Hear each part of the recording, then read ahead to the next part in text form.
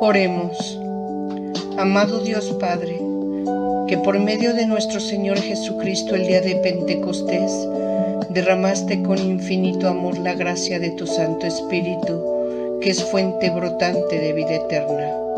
Hoy, al leer tu palabra, te pedimos humildemente, ven Espíritu Santo, guíanos y concédenos espíritu de discernimiento, sabiduría y revelación, para que podamos conocerte y vivir conforme a tu perfecta y amorosa voluntad. Amén.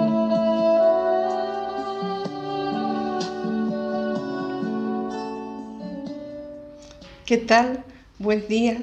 Nuevamente en nuestro curso de las parábolas del Evangelio, en nuestro capítulo 6, en el que, como es costumbre, vamos a ver 4 parábolas, recordando que ya estamos en el estudio de las parábolas de la doble tradición de los sinópticos, evangelistas sinópticos, Lucas y Mateo. Ya pasamos anteriormente, según nuestro plan de estudio, primero estudiamos la primera parte, era el discurso parabólico, que fueron 10 parábolas. Después entramos a las parábolas de la triple tradición, o sea, de los sinópticos, Mateo, Lucas y Marcos. Y ahorita vamos ya en el estudio de las parábolas de la doble tradición, Mateo y Lucas. Son 9 parábolas. ¿Qué quiere decir esto? Que en total, ya después pasaremos a las parábolas que pertenecen a uno solo de los evangelistas, para hacer un total de 45 parábolas, que son las que vamos a estudiar en nuestro curso.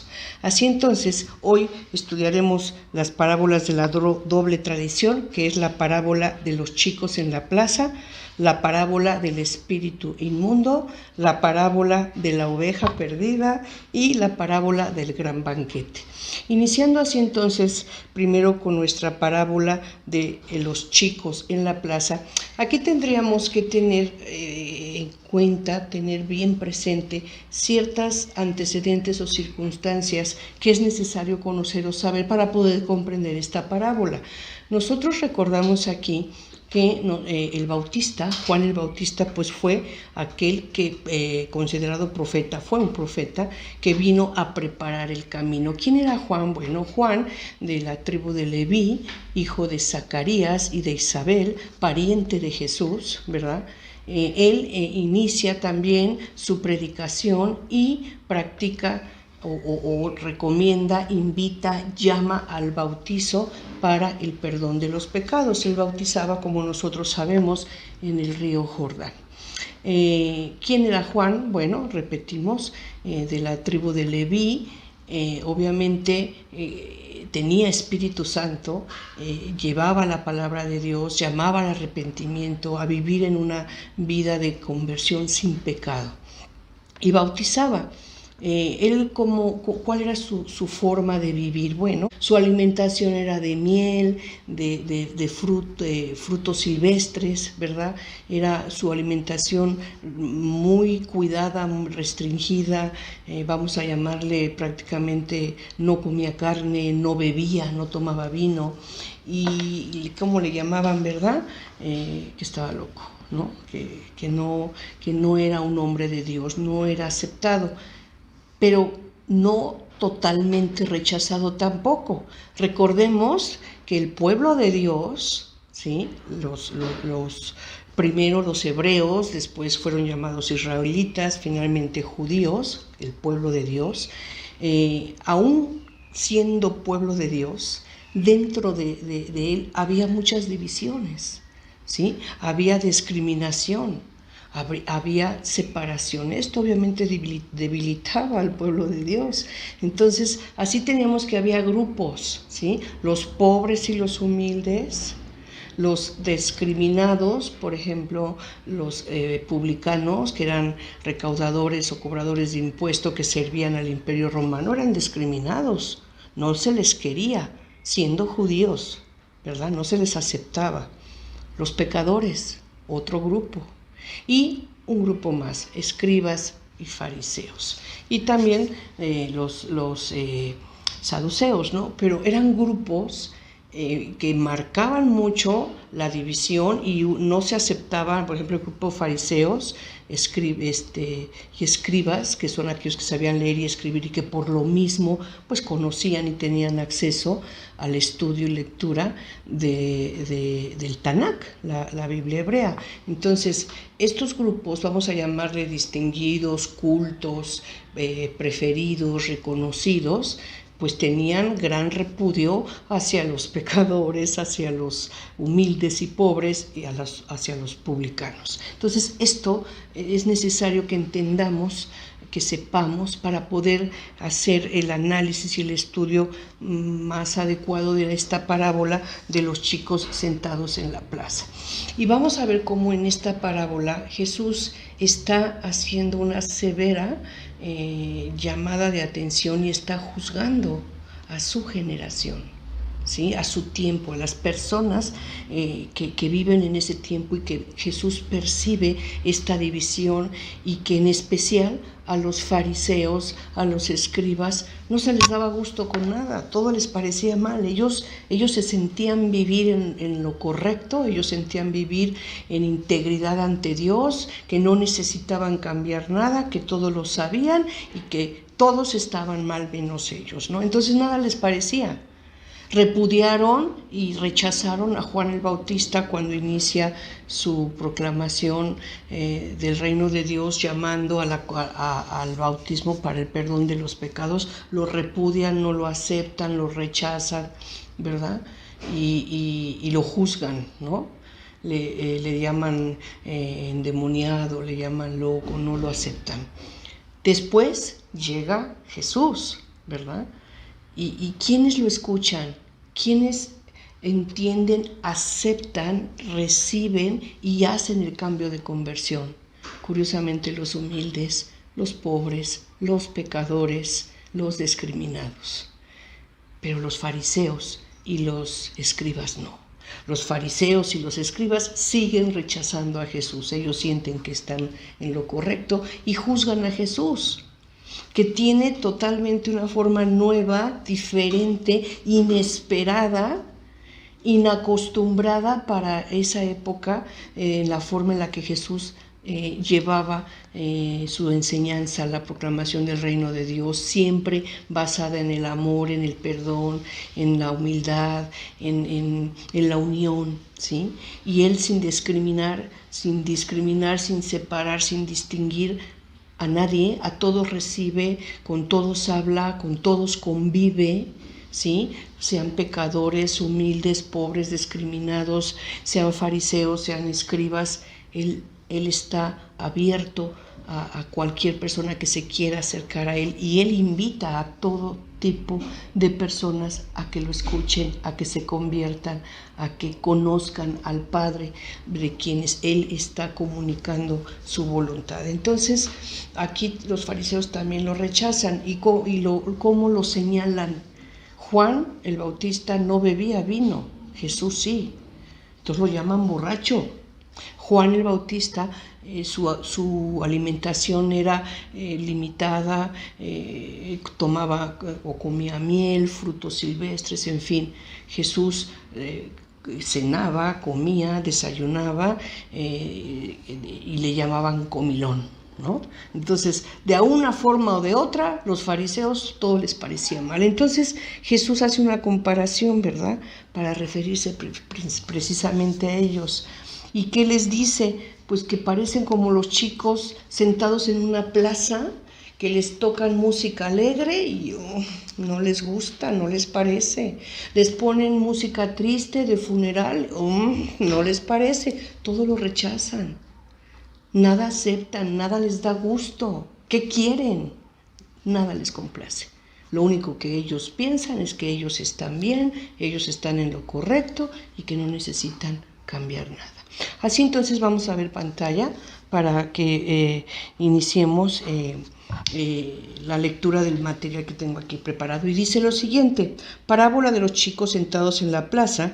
Es de la doble tradición de Mateo, la encontramos en el capítulo 11, versículos 16 a 19, y en Lucas, capítulo 7, versículos 31 a 35. Aquí vemos a Jesús juzgando a su generación. pues el pueblo judío, supuestamente unido en su fe por Yahvé, que es Dios, nuestro único Dios, en realidad vivía bajo duras y severas divisiones o grupos de personas tales como los pobres, los pecadores, los judíos marginados, o sea, los publicanos, y los fariseos y escribas.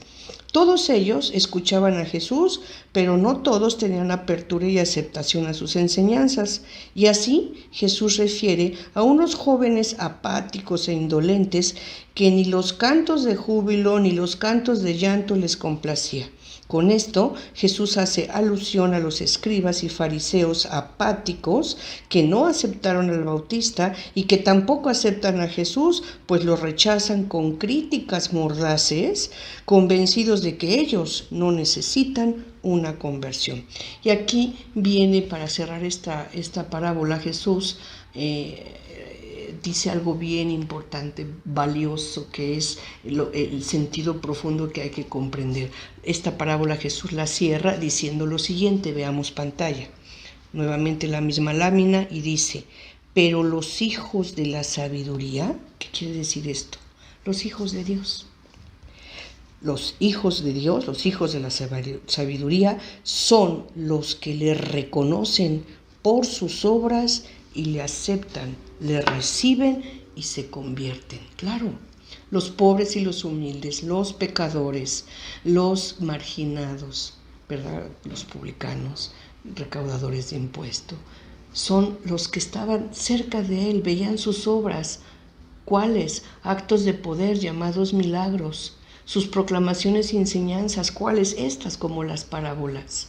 Y veían su propia persona, su forma de vivir, de actuar, su conducta, de comportarse. Todo esto lo percibían ellos y obviamente creían, lo aceptaban, lo recibían y lograban, ¿verdad? Esa conversión. Esos son los hijos de Dios, los hijos de la sabiduría. Entendiendo esto, podemos dar lectura a nuestras citas bíblicas de Lucas y Mateo. A continuación vemos pantalla. Parábola de los chicos sentados en la plaza. Jesús juzga a su generación, Mateo capítulo 11, 16 y siguientes. Pero ¿con quién compararé a esta generación? Se parece a los chiquillos que sentados en las plazas se gritan unos a otros diciendo, os hemos tocado la flauta y no habéis bailado, os hemos tocado endechas y no os habéis lamentado. Porque vino Juan, que ni comía ni bebía y dicen, demonio tiene. Vino el Hijo del Hombre, que come y bebe y dicen, ahí tenéis a un comilón y un borracho, amigo de publicanos y pecadores. Y la sabiduría se ha acreditado por sus obras. Siguiente cita, vemos a Lucas capítulo 7, 31. Jesús juzga a su generación. ¿Con quién compararé, pues, a esta generación? ¿Y a quién se parece? Se parecen a los chiquillos que están sentados en la plaza y se gritan unos a otros diciendo, os hemos tocado la flauta y no habéis bailado, o os hemos entonado endechas y no habéis llorado. Porque ha venido Juan el Bautista, que no comía pan ni bebía vino, y decís, demonio tiene. Ha venido el Hijo del Hombre, que come y bebe, y decís, ahí tenéis un comilón y borracho, amigo de publicanos y pecadores. Y la sabiduría se ha acreditado por todos sus hijos. Nótese cómo aquí el evangelista refiere, tanto Lucas como Mateo, refiere a Jesús como el Hijo del Hombre, aquel de Daniel 7:13. Bien, con esto pues podemos decir que concluimos el estudio, análisis de esta parábola. Yo los invito a la lectura de la misma en el secreto de su cuarto. Reflexionemos, ¿qué somos? ¿Somos fariseos o escribas que necesitamos o que pensamos que todo está bien y no necesitamos conversión, no necesitamos cambio, todo lo sabemos, vivimos perfectos, somos sin pecado, ¿verdad? ¿O somos como los pobres y humildes, los pecadores que se reconocen así, o los publicanos arrepentidos, ¿verdad?, que quieren la conversión? se saben discriminados y quieren ser recibidos en el amor de Dios. ¿Quiénes somos nosotros? Bien, pasemos entonces a nuestra siguiente parábola, ¿verdad? Parábola del espíritu inmundo. ¿Y de qué nos habla esta parábola? También muy pequeñita.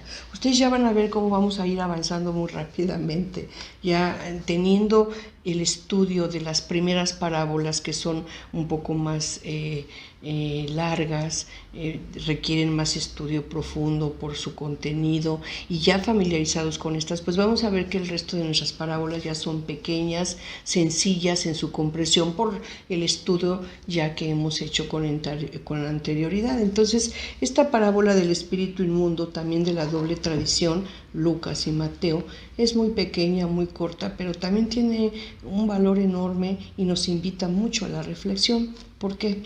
Porque muchas veces nosotros vivimos en pecado, en equivocación, alejados de Dios. Y sin embargo, no nos importa mucho. Y no estamos bien, sabemos que tenemos problemas de espíritu en el alma, vivimos insatisfechos, enojados, tristes, algunos violentos, egoístas, mezquinos, en fin. ¿Y qué sucede? Por algún motivo llega un momento de remanso, de tranquilidad, de paz. Y estamos bien. Pero después, en ese ceguera, en esa no darnos cuenta de que estamos entrando en un momento en el que posiblemente Dios nos está viendo, ¿verdad? Como una llamado, como la oportunidad de acercarnos, no lo hacemos. Y seguimos en esa vida trivial, en esa vida material, con falta de análisis, de reflexión, de ese deseo o sed o necesidad de querer acercarse a Dios. Y sentimos vivir bien, estamos tranquilos y hasta nos atrevemos a decir, pues yo no soy una persona mala, no le hago mal a nadie, yo trabajo, vivo bien, soy una persona normal. Y eso de ser una persona normal, cuidado, porque una persona normal, ¿a qué le llamamos normal primero? Normal no quiere decir estar cerca de Dios, en una relación personal con Él. Estar vigilantes y estar preparados, como lo hemos estudiado en parábolas anteriores, estar al pendiente de no ser motivo de tropiezo, caer en tentación, en pecado. Y cuando descuidamos eso y dejamos que la vida transcurra en una trivialidad, en una materialidad, sin ocuparnos de reforzar y de acercarnos a Dios, de conocerlo, de discernirlo, de vivirlo en todos nuestros actos, ¿qué pasa? Estamos expuestos a que la mala intención, el odio, el rencor, la violencia, la falta de amor, de caridad, de fe, vuelva a verse ausente en nuestra vida. Y entonces caemos nuevamente en oscuridad, caemos nuevamente en desasosiego, en falta de paz, caemos en violencia, caemos en odio, en rencor, resentimiento. Pero esto se hace más fuerte, se acentúa más, se hace más el momento en el que estamos entrando. Ya nos damos cuenta que es más fuerte, más arrebatado, que nos está tomando por completo, dominando y nos está atando, ¿verdad? Espiritualmente, de que no podemos movernos, nos estamos ahogando. Precisamente de eso habla esta parábola. ¿Sí? Utilizando, como nosotros sabemos, ¿verdad?, el lenguaje de la parábola, un lenguaje figurado, a veces en metáfora, para darnos a entender esto que les estoy explicando. Y así, esta parábola del espíritu habla de una persona que está poseída por un espíritu, y que ese espíritu pues le hace vivir no en integridad con Dios, la hace vivir mal, pero por un momento el espíritu lo deja, lo que expliqué hace un momento, lo deja y se va. Anteriormente se tenía el pueblo hebreo, el pueblo judío, tenía la idea de que el desierto, un lugar árido, era el lugar donde habitaban los demonios. Entonces a eso se refiere esta parábola, que un demonio que está en una casa, entendamos la casa, ¿quién es? Pues nuestro corazón, nosotros. Entonces aquí habla de un demonio que está en una casa, ¿verdad? Y que decide salir de la casa e irse a vagar. Entonces el demonio se va, ¿verdad? Y en ese vagar no encuentra sosiego ni descanso. Y ustedes dicen, ¿cómo?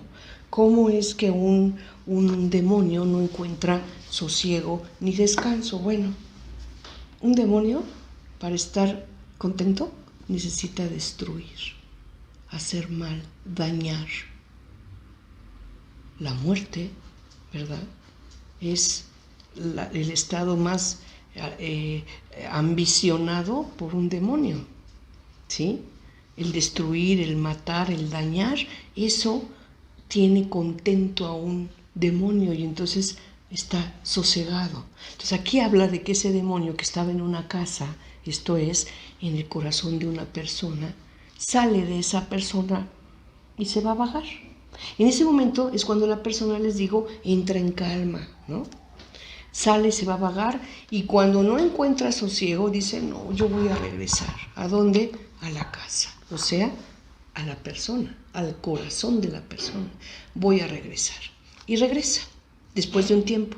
¿Qué pasó con esa persona?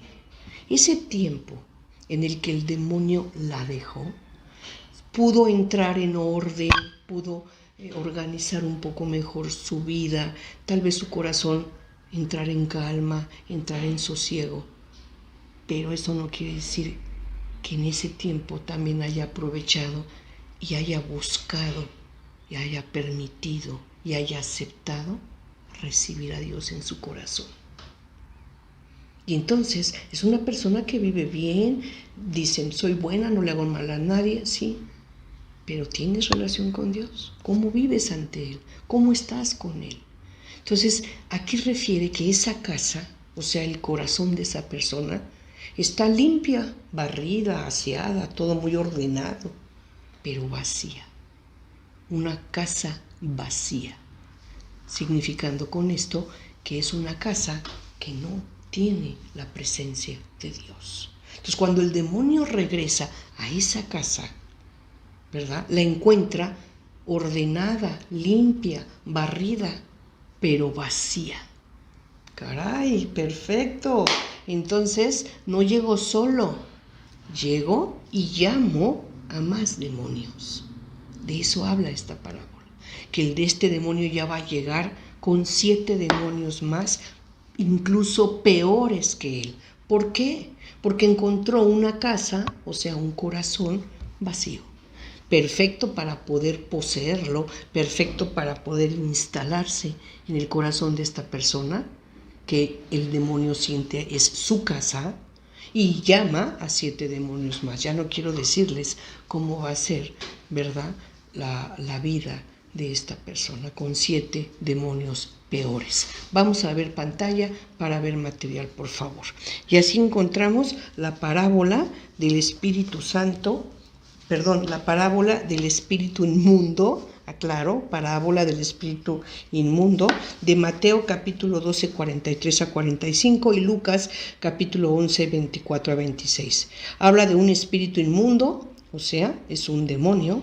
Habla del desierto, que era considerado un lugar donde habitan los demonios, que al no encontrar qué destruir, no tenían reposo. Y por eso buscan tener posesos. Y haciendo presa de ellos, vivían en ellos, o sea, en las personas, como si fuera su casa. Esta parábola habla de un espíritu inmundo que sale de un hombre, o sea, de la casa donde vivía, y se va a vagar. Y al no encontrar qué destruir, regresa a la persona que tenía posesa, pues ahí vivía como en su casa, y le encuentra limpia y en orden, pero vacía. Esto quiere decir que Dios y su amor no están en esa persona. Entonces el espíritu inmundo hace entrar a esa casa Entonces el espíritu inmundo entra a esa casa o persona y lleva consigo a 7 espíritus inmundos peores que él. Y esa casa, o sea, ese hombre poseído por todos estos espíritus, sufren un final peor. Vamos a darle lectura a la cita bíblica textual. Parábola del espíritu inmundo. Vemos el siguiente lámina, por favor. Veamos. Regreso de un espíritu inmundo. Fíjense, regreso de un espíritu inmundo. Es estrategia de Satanás. Estoy leyendo textual la Biblia, Mateo 12:43. Cuando el espíritu inmundo sale del hombre, anda vagando por lugares áridos en busca de reposo, pero no lo encuentra. Entonces dice: me volveré a mi casa de donde salí. Y al llegar la encuentra desocupada, barrida y en orden. Entonces va y toma consigo otros 7 espíritus peores que él. Entran y se instalan allí, y el final de aquel hombre viene a ser peor que el principio. Así le sucederá también a esta generación malvada. Lucas, capítulo 11, 24. Regreso de un espíritu inmundo, estrategia de Satanás. Cuando el espíritu inmundo sale del hombre, anda vagando por lugares áridos en busca de reposo, y al no encontrarlo dice: me volveré a mi casa de donde salí. Y al llegar la encuentra barrida y en orden. Entonces va y toma a otros 7 espíritus peores que él, entran y se instalan allí, y el final de aquel hombre viene a ser peor que el principio. ¿Cuál fue aquí la gran equivocación? El momento en el que sale ese demonio de esa persona, y esa persona pues tuvo un momento de remanso, de paz, debió haber aprovechado, ¿verdad?, para acercarse a Dios y llenar su corazón, o sea, la casa, llenar su corazón de Dios. Hablar, estar con Él, vivir en integridad. Pero no lo hacen. Se dejan llevar, viven bien, están tranquilos, no hay problema. Pues sí lo hay, porque ese demonio va a regresar. Y al encontrar nuestro corazón vacío, o sea, su casa, porque eso siente el demonio, pues llega con más demonios. Es una estrategia. ¿Para qué? Para dañar, para destruir, para matar, porque eso es lo que el demonio hace para sentirse contento. Destruir, matar, dañar. Bien, esta es la parábola del espíritu inmundo, y así podemos pasar a nuestra siguiente parábola. Bueno, yo creo que todos conocemos esta parábola, todos de alguna manera nos hemos sentido esa oveja que se pierde. Nosotros sabemos que el pastor, en la costumbre, en la tradición, en la ideología judía, el pastor no era una persona que cobrara mucha aprecio, importancia, ¿no? De hecho, era un oficio bastante despreciado y de poca valía. No obstante, que el gran trabajo o labor de un pastor es muy importante. Un pastor conoce a sus ovejas, un pastor las cuida, las quiere, las conserva juntas con él. Y aquí habla de ese pastor que tiene 100 ovejas. Con esto no estamos hablando, según la tradición judía, la costumbre, quien tenía 100 ovejas, pues no era un ganado de importancia o considerado. Ya tener 300 ovejas ya, según la costumbre, era ya importante tener 300 ovejas. Aquí no, aquí hablas de 100. Entonces, pues un rebaño, vamos a decir que es un rebaño moderado, modesto, ¿sí? Pero el pastor, aún así, tiene 100 ovejas y para él son valiosas. Es su gran tesoro, las quiere, las cuida, las protege, las procura y no quiere perder ninguna. Aquí sucede que el pastor todos los días las saca, ¿verdad?, las pastorea, y al final del día al caer la tarde, las reúne y las lleva al redil. El redil, pues, es el lugar donde las guarda, ¿sí? Posiblemente es un terreno cercado, tal vez con techo o sin él, dependiendo de la época, ¿verdad? Es el redil, ahí las guarda, sabe que de ahí ellas no pueden salir, están protegidas y él puede darse un poquito al descanso. Entonces resulta que este pastor reúne a sus ovejas, a sus 100 ovejas, ¿Cómo 100? 1, 2, 3, son 99, me falta una. Y entonces aquí vemos que este pastor deja sus ovejas, según el evangelista, uno dice que en el desierto, otro dice que en el campo, pero bueno, las deja, no las abandona, que quede claro. Él sabe que ahí están sus 99 ovejas, que sus dóciles, obedientes y apegadas ovejas a su pastor, ahí están, y son 99, pero una no está en el redil, o sea, no está dentro del lugar donde las protege, las cuida. Una está perdida. Cayó en desobediencia, se fue, se perdió. Él sabe que esa oveja va a tener miedo, va a tener frío, va a tener hambre, va a sufrir, puede morir.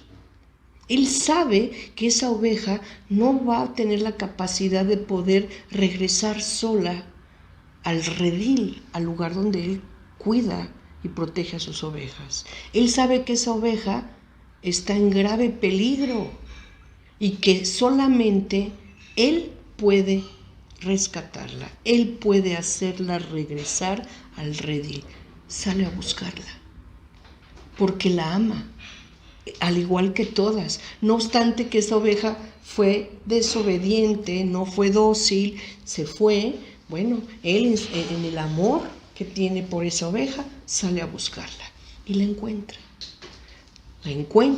La carga sobre sus hombros, cuello y hombros, y regresa al lugar donde tiene a sus ovejas, la regresa al redil, al lugar donde la va a proteger, la va a cuidar, la va a procurar, donde va a estar salva, donde va a tener, ¿verdad?, su vida asegurada, su alimento, su bienestar.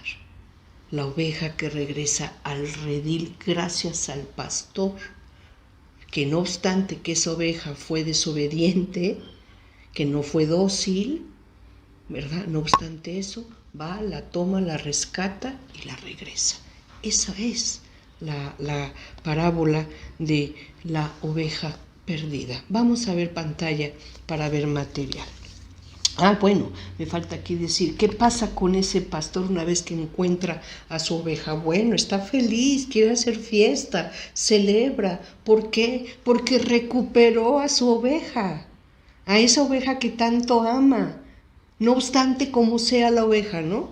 La oveja negra, no importa, esa es mi oveja, valiosa, y es motivo de alegría recuperarla. Me alegra recuperar una oveja que sé que podía morir, sufrir, tener hambre, perderse y no volver a tener mi oveja. Me alegra más rescatar y tener nuevamente a esa oveja que saber que tengo al resto de mis ovejas bien, que están protegidas porque han sido dóciles, han sido obedientes, ahí las tengo. ¿Qué me alegra más? Haber recuperado esa oveja, poderla sumar a mis otras 99 y nuevamente tengo a mis 100 ovejas. Eso es motivo de alegría para un pastor. Ahora sí, vamos a leer material y continuamos con la lectura de las citas. Y dice, la parábola, veamos pantalla, la parábola de la oveja perdida. Dice aquí, observaciones, es material didáctico. Hay un pastor que es Jesús. ¿Sí? Aquí cuando leamos esta parábola ya pensemos que ese pastor es Jesús. Actualmente serían aquellos que ministran la iglesia. Entonces actualmente, ¿verdad? ¿Qué sería el pastor? Pues nuestros presbíteros principalmente, ¿verdad? Los ministros de nuestra iglesia. O sea, no solo los presbíteros, desde nuestro Santísimo Papa, ¿verdad? Obispos, cardenales, diáconos, presbíteros, en fin, ¿no? Ok. Entonces, hay un pastor que es Jesús. Actualmente serían aquellos que ministran la iglesia. Refiere 100 ovejas, que seríamos nosotros, los hombres. Pero una oveja, o sea, un hombre, está perdido, no está en el redil. Jesús, el pastor, deja a sus 99 ovejas, que son aquellos hombres que están bien, pues viven protegidos, cuidados y amados por su buen pastor. Son dóciles y obedientes, están en el redil, o sea, en un lugar bueno y en buen camino. Y así Jesús, como buen pastor, va en busca de su oveja perdida, sabe que sufre, esto es, Jesús busca al hombre arrepentido que sufre la consecuencia de sus pecados y quiere rescatarlo porque lo ama. Al encontrar a su oveja perdida, la cobija y en gozo regresa con ella para volverla al redil, o sea, que el hombre que acepta volver a Dios sana su alma y espíritu, es restaurado y recibe lo necesario para volver a empezar o para que continúe su vida en integridad y el amor de Dios. Esto es importante. Muchas veces, después de habernos perdido en el camino, después de haber sido esa oveja perdida, extraviada, que sufrió, que está desamparada, que está en riesgo de muerte, y que recibimos el amparo de nuestro pastor, de nuestro Señor Jesucristo, que recibimos el amparo de Dios. ¿Por qué? Porque nos va a sanar, nos va a proteger, nos va a restaurar y nos va a hacer regresar al redil. Y ese regresar al redil significa muchas veces tener que volver a empezar. No importa si tenemos que volver a empezar. No tengamos miedo, no seamos cobardes, seamos valientes. Dios te levanta, Dios te restaura, Dios te va a equipar, Dios te va a procurar lo que necesitas para volver a empezar, para levantarte. Dios no te va a rescatar para llevarte a un redil y observar cómo terminas de perderte y de morir y de sufrir. Dios te va a levantar, te va a restaurar, te va a equipar. Va a poner la situación a modo de que tú puedas volver a empezar. O tal vez no tengas que volver a empezar, tengas que continuar. Que a veces es más difícil retomar y continuar. Pero no estás solo, estás con Dios. Estás con el pastor que cuida de su oveja. Estás con nuestro Señor Jesucristo, que es el camino, la verdad, la vida. Y así, restaurados, sanados, equipados, armados, con las circunstancias, con las condiciones necesarias para continuar o para volver a empezar, en integridad con Dios, para gozo de Dios y para nuestra salvación, para nuestra tranquilidad, para el shalom de Dios, créanlo, para ser felices. Una felicidad auténtica, verdadera, que se va a instalar en el corazón y que va a borrar todo dolor, toda enfermedad, toda tristeza, porque Dios venda los corazones rotos y sana las heridas. Creamos en esto. Nuestro buen pastor siempre te va a tomar, no te va a dejar. Va a ir por ti, te va a encontrar, te carga y te hace regresar a Él, a su redil. Esta es la hermosa parábola de la oveja perdida, de la que vamos a hacer ahora sí cita textual. Mateo, capítulo 18, veamos pantalla. Mateo, capítulo 18, versículo 12. ¿Qué os parece? Si un hombre tiene 100 ovejas y se le descarría una de ellas, ¿no dejará en los montes las 99 para ir en busca de la descarriada? Y si llega a encontrarla, os digo de verdad que tiene más alegría por ella que por las 99 no descarriadas. De la misma manera, no es voluntad de vuestro Padre Celestial que se pierda uno solo de estos pequeños. La oveja perdida según Lucas capítulo 15 versículo 4 y siguientes. ¿Quién de vosotros tiene 100 ovejas? Si pierde una de ellas, ¿no deja las 99 en el desierto y va a buscar la que se perdió hasta que la encuentra? Cuando la encuentra, se la pone muy contento sobre los hombros y llegando a casa, convoca a los amigos y vecinos y les dice: «Alégrense conmigo porque he hallado la oveja que se me había perdido». Os digo que, de igual modo, habrá más alegría en el cielo por un solo pecador que se convierta que por 99 justos que no tengan necesidad de conversión. Esta es nuestra querida parábola de la oveja perdida. Por último, ya para pasar al estudio de nuestra última parábola, tenemos la parábola del gran banquete. También de la doble tradición, Lucas y Mateo, pero aquí estas parábolas tienen el mismo carácter escatológico. Hablan del final de los tiempos, de la segunda venida de Jesús, esto es de la parusía. Recuerden, el tiempo escatológico es el final de los tiempos. Estamos viviendo tiempos escatológicos, estamos en el final de los tiempos. ¿Desde cuándo? Pues desde hace nada más 2022 años, ¿no? Y tal vez lleguemos a 5,500 o más, no sabemos, ¿sí? Los tiempos de Dios son perfectos y nadie sabe el día ni la hora. Recuérdenlo, lo hemos platicado. Tal vez sea mañana, tal vez sea hoy. Lo hemos platicado, ¿verdad? Nadie sabe el día ni la hora, pero mientras tenemos que estar vigilantes, preparados, ¿verdad? Porque el dueño puede llegar en cualquier momento. Lo hemos estudiado en el capítulo anterior o anteriores. Entonces, este tiempo escatológico, estamos en espera. Es el final de los tiempos, estamos en espera de la segunda venida de nuestro Señor Jesucristo, a la que la llamamos parusía. La parusía será la segunda venida de nuestro Señor Jesucristo. Entonces, esta parábola que vamos a estudiar ahorita habla precisamente de eso, del tiempo escatológico que estamos viviendo, y habla de la parusía, ¿sí? Y aquí Lucas y Mateo les dan un significado hacia el mismo, ¿verdad? Tiempos escatológicos y de parusía, pero el escenario lo presentan un poco tanto distinto, ¿sí? En una de las parábolas se habla de un hombre que invita a un festín, a una cena, ¿verdad? A una cena y manda a su siervo a que invite.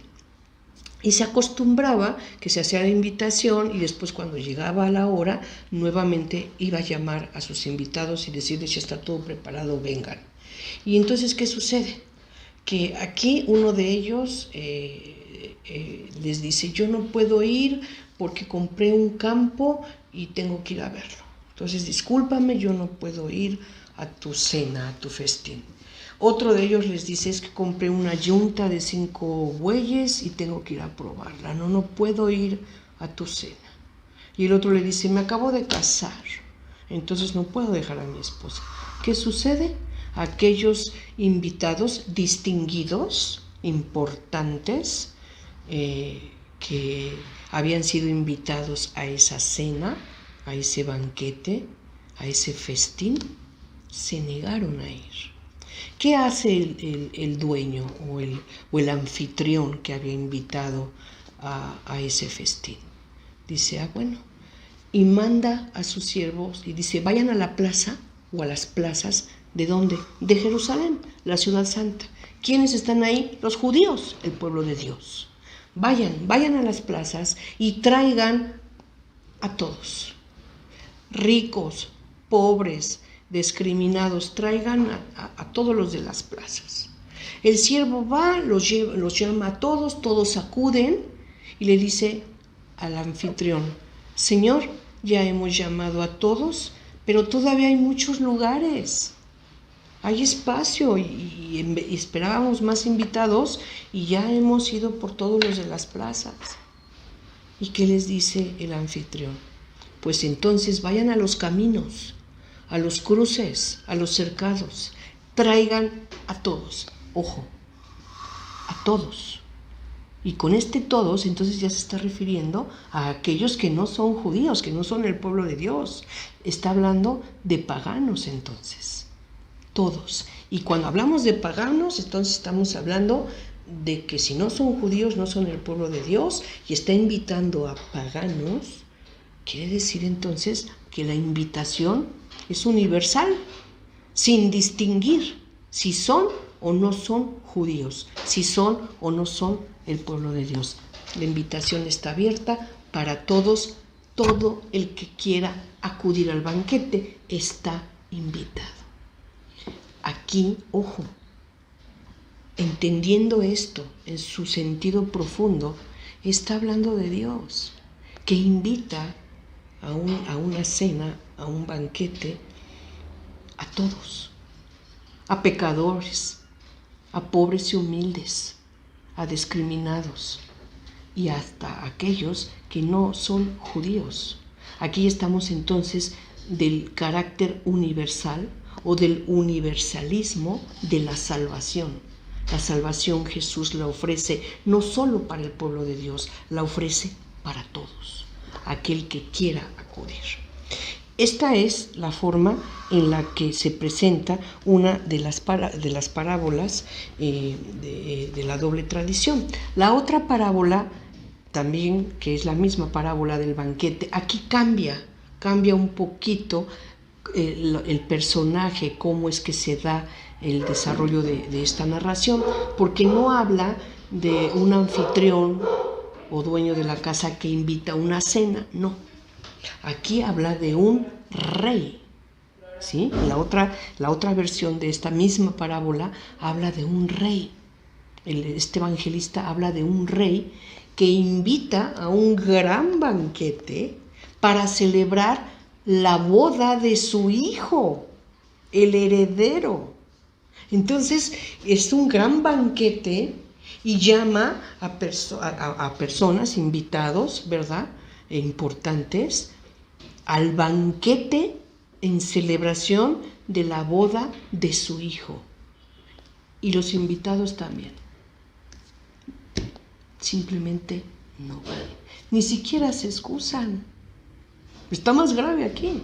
Ni se excusan y en cambio, molestos y ofendidos, matan a los siervos. O sea, el rey manda a sus siervos a que inviten a la boda.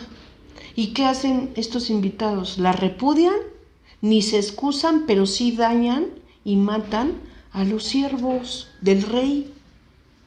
¿Sí? Veamos aquí cómo es la situación de un rey que invita, porque obviamente entendemos aquí que este rey quería establecer un ambiente de cordialidad, de paz, y aquellos no. Aquellos matan a los siervos. Lo matan y repudian ese banquete que estaba ofreciendo el rey para celebrar la boda de su hijo. Entonces el rey, poderoso y siendo rey, molesto, ordena, ¿verdad?, darle muerte a esos invitados que no quisieron acudir a su llamado. Incendia las ciudades, los mata, ¿verdad?, en castigo por ese gran desprecio que le han mostrado, ¿sí? Y aquí, ¿qué debemos entonces ver? ¿Qué dice el rey? Bueno, pues todo está preparado, el banquete, la comida está lista. Y lo mismo, vayan a las plazas, vayan a los lugares estos de Jerusalén, que es la ciudad santa, donde están los judíos, y traigan a todos los que quieran venir, nuevamente, ¿verdad? Los discriminados, los pobres, los humildes, los pecadores, que vengan a mi banquete. Pero todavía hay mucho lugar. Todavía hay lugar. Entonces llamen a aquellos que están en los caminos, en los cercados, en las afueras. Llamen a todos nuevamente. La invitación es para todos. Entendiendo esto ya, ¿verdad?, en lo que nos está comunicando o enseñando esta parábola, la salvación es universal. El universalismo de la salvación. Dios quiere que todos nos salvemos, no solamente el pueblo de Dios, no solamente los judíos. Entonces, todos acuden al banquete, todos se salvan, los invitados que aceptan, que reciben esa invitación y que celebran y participan de esa invitación, ¿verdad? Recibir y participar de la salvación es recibir y participar del amor de Dios. ¿Cómo? Siendo obedientes, conociéndolo, viviendo en integridad con Dios.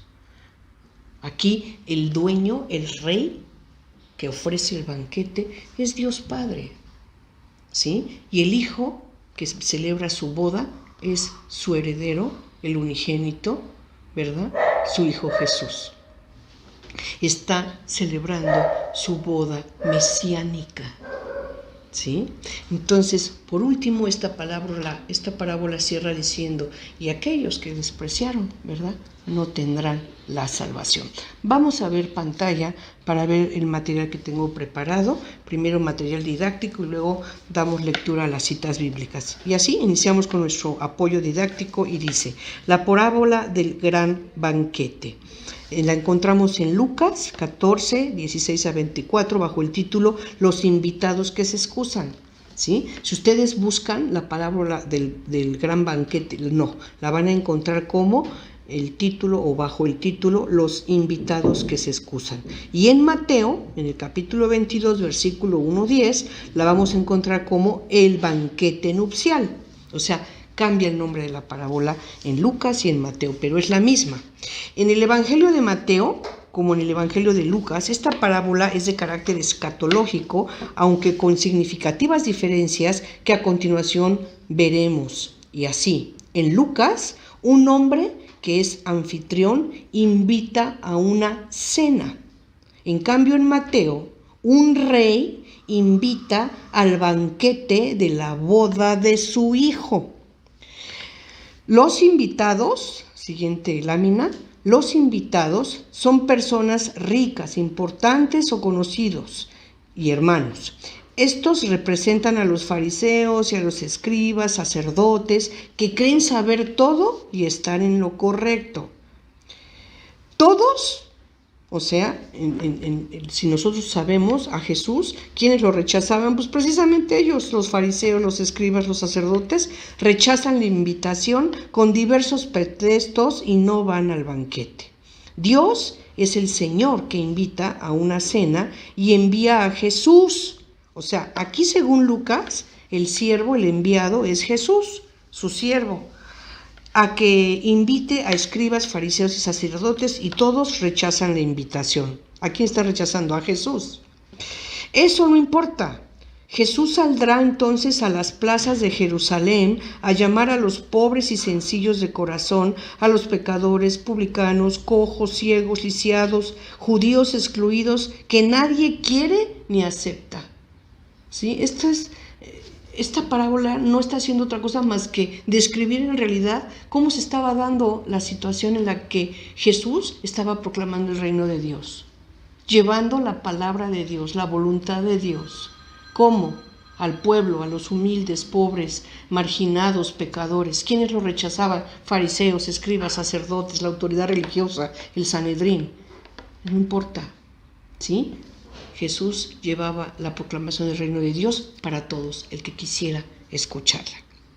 Y así vemos que en Lucas aún había muchos lugares en donde podía llevar su palabra, o sea, no solamente se limitó a la ciudad santa en Jerusalén. Nosotros sabemos que anduvo desde Cafarnaúm, ¿verdad?, cruzando todos los poblados de la Galilea, ¿verdad? Toda Galilea, Samaria y Judá, todo es Canaán, o antes Canaán, ¿verdad? Tierra Santa. Jesús salió a los caminos, a los poblados, desde Galilea, Samaria y Transjordania, Judea, a llevar la palabra de Dios. Y así decimos, pero aún había muchos lugares. Entonces el Señor Dios dijo a Jesús, su siervo, sal fuera de la ciudad a los caminos y trae a quien encuentres, o sea, a todos, aún a los no judíos. Es el gran banquete mesiánico en el que es preciso que se ocupen todos los lugares y que su casa, la casa de Dios, se llene. esto es, que la casa de Dios, repito, se llene. Jesús concluye diciendo: os aseguro que ninguno de estos, refiriéndose a los que lo rechazaron, probarán mi cena. O sea, la resurrección de los justos es el festín de Jesús, es el gran banquete mesiánico de los últimos tiempos, y para ello hay que aceptar la invitación y participar auténticamente de ese banquete. Siguiente lámina. Ahora, en Mateo, vamos a ver el cambio. En Mateo, el rey invita al banquete de la boda de su hijo.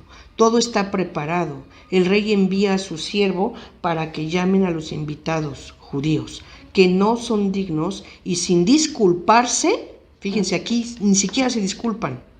En Lucas sí, le dicen que compraron una yunta, que se casaron, que compraron un campo. Hay excusa y no van. Aquí en esta parábola, según Mateo, el rey invita y ni siquiera se excusan con él. Y lejos de eso, matan a sus siervos, a los enviados que llevaban la invitación. Entonces, ni se disculpan, repudian el banquete y dañan a los siervos que había enviado el rey. Cuando el rey sabe que sus invitados lo repudiaron, lleno de ira, ordena incendiar y dar muerte a los homicidas de sus siervos. Esto ahorita lo voy a explicar. Y dice, la boda está preparada y los invitados no eran dignos. Por tanto, ordena a sus siervos, a otros siervos, obviamente, porque los primeros fueron muertos, ordena a otros siervos a que salgan a los cruces de los caminos e inviten a todo aquel que desee asistir. Aquí la alegoría es diferente. El rey es Dios Padre y Jesús es el Hijo heredero y motivo del banquete de bodas. Los primeros siervos enviados, ojo aquí, estamos en el último párrafo de nuestra lámina, no lo había yo explicado, lo explico ahora. Los primeros siervos enviados, que fueron los profetas, quienes sabemos les dieron muerte, y los otros siervos enviados fueron los apóstoles, discípulos y misioneros que han corrido la misma suerte. ¿Sí? Entonces aquí, a diferencia de la otra parábola de Lucas, aquí en la parábola del gran banquete de Mateo, explica esto, que a los siervos que envía les da muerte. ¿Haciendo referencia a qué? Bueno, estamos obviamente en la plenitud de los tiempos cuando Jesús enseña esta parábola, recordando, haciendo referencia a todos aquellos profetas que fueron enviados por Dios y que les dieron muerte, que no los escucharon. Entonces, a eso se refiere. Y también se refiere, obviamente, a los apóstoles, que también van a ser enviados. Eso quiere decir apóstol, enviado. Y también, tristemente, no los van a escuchar y les van a dar muerte. Ok, entendiendo esto, ahora sí, entonces podemos dar lectura a la cita bíblica textual, primero la de Lucas, donde está el anfitrión invitando a una cena, y después la parábola según Mateo, en donde es el rey el que invita. Vamos a empezar entonces con Lucas, y dice, lectura textual, ¿sí? Es la Biblia de Jerusalén. La parábola del gran banquete. Hay un preámbulo, la elección de los asientos y la elección de invitados. Bueno, después de esto encontramos los invitados que se excusan. Esta parábola en Lucas se llama Los invitados que se excusan. Y dice, capítulo 14, 16. Él le respondió, un hombre dio una gran cena y convidó a muchos. A la hora de la cena envió a su siervo a decir a los invitados, venid, que está todo preparado. Pero todos a una comenzaron a excusarse. El primero le dijo, he comprado un campo y tengo que ir a verlo. Te ruego me disculpes. Otro dijo, he comprado 5 yuntas de bueyes y voy a probarlas. Te ruego me dispenses. Otro dice, me acabo de casar y por eso no puedo ir. Regresó el siervo y se lo contó a su señor. Entonces el dueño de la casa, airado, dijo a su siervo, sal enseguida a las plazas y calles de la ciudad y haz entrar aquí a los pobres, lisiados, ciegos, cojos. Dijo el siervo: Señor, se ha hecho lo que mandaste y todavía hay sitio. Dijo el Señor al siervo: Sal a los caminos y cercas y obliga a entrar hasta que se llene mi casa, porque os digo que ninguno de aquellos invitados probará mi cena. ¿Quiénes? Los que lo despreciaron y no quisieron, los que se excusaron con 1000 pretextos y no aceptaron ir a esa cena. Bien, esto es según Lucas. Ahora vamos a verlo según Mateo. Tomando Jesús de nuevo la palabra, les habló en parábolas, diciendo: El reino de los cielos es semejante a un rey que celebró el banquete de bodas de su hijo. Envió a sus siervos a llamar a los invitados a la boda, pero no quisieron venir. Envió todavía otros siervos con este encargo: Decid a los invitados: mirad, mi banquete está preparado, se ha matado ya mis novillos y animales cebados, y todo está a punto. Venid a la boda. Pero ellos, sin hacer caso, se fueron el uno a su campo, el otro a su negocio, y los demás agarraron a los siervos, los escarnecieron y los mataron. Se enojó el rey y, enviando a sus tropas, dio muerte a aquellos homicidas y prendió fuego a su ciudad. Entonces dice a sus siervos: la boda está preparada, pero los invitados no eran dignos. Id pues a los cruces de los caminos, y a cuantos encontréis, invitadlos a la boda. Los siervos salieron a los caminos, reunieron a todos los que encontraron, malos y buenos, y la sala de bodas se llenó de comensales. Y aquí, para cerrar, la pregunta sería: ¿quiénes somos nosotros? ¿Somos acaso aquellos invitados que se excusan y que no quieren acudir al banquete? O peor aún, aquellos invitados que hacemos daño y rechazamos, escarneciendo a aquellos que nos quieren mostrar la palabra de Dios. ¿Quiénes somos? Los que no queremos ni escuchar, y además no escuchamos y queremos dañar a esa persona. Criticamos con comentarios mordaces a aquellas personas que nos quieren ayudar a la conversión.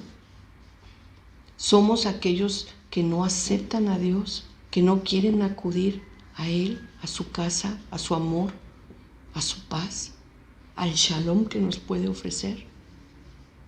O somos tal vez aquellos humildes, pobres, ciegos, cojos, pecadores, discriminados, que tenemos sed de Dios, que lo queremos recibir en nuestro corazón, y que en cuanto escuchamos un llamado, una oportunidad para tener acceso, cercanía, perdón, amor de Dios, estamos ahí.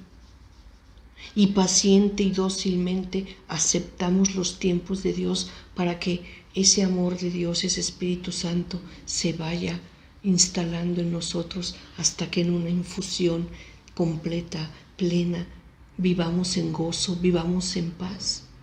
Pese a tribulaciones, problemas, angustias, enfermedades, vivir creyendo, confiando y esperando. Porque Dios no miente. Dios nos ha prometido el gozo, la paz, la salvación. Pero para ello nos invita a que acudamos a Él, a que aceptemos estar con Él, con nuestro Señor Jesucristo.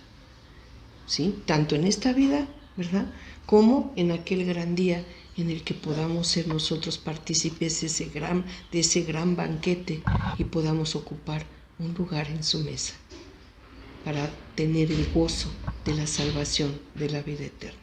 Esto es lo que nos dice esta hermosísima parábola del gran banquete. Y con esto estamos terminando el estudio de estas 4 parábolas. Nuestro acostumbrado video lo veremos a continuación, pero no omite la necesaria y valiosa lectura de nuestra Biblia para entrar en conversación con Dios. Muchas gracias nuevamente.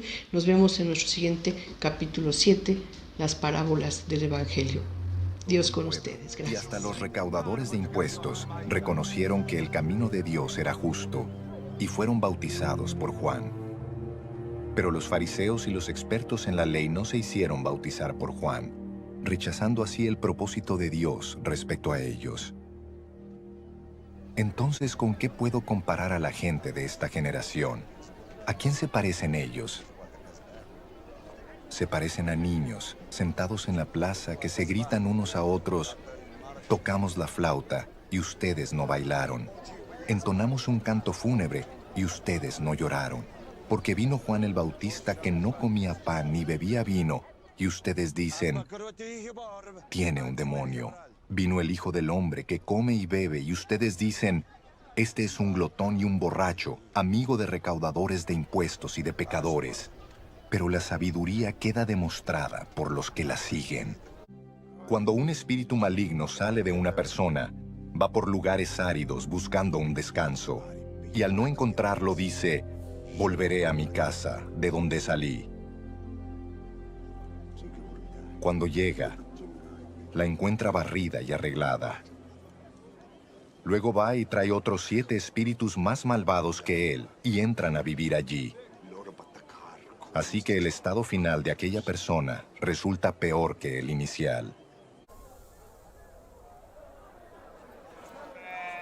Muchos recaudadores de impuestos y pecadores se acercaban a Jesús para oírlo, de modo que los fariseos y los maestros de la ley se pusieron a murmurar: este hombre recibe a los pecadores y come con ellos. Él entonces les contó esta parábola. Supongamos que uno de ustedes tiene 100 ovejas y pierde una de ellas. ¿No deja las 99 en el campo y va en busca de la oveja perdida hasta encontrarla? Y cuando la encuentra, lleno de alegría la carga en los hombros y vuelve a la casa.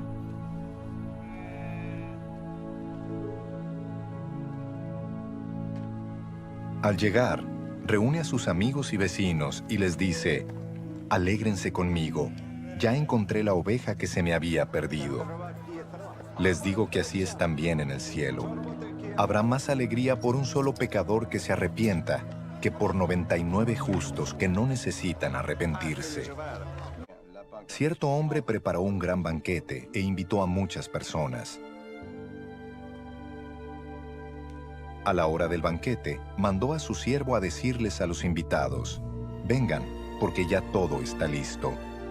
Pero todos, sin excepción, comenzaron a disculparse. El primero le dijo: acabo de comprar un terreno y tengo que ir a verlo.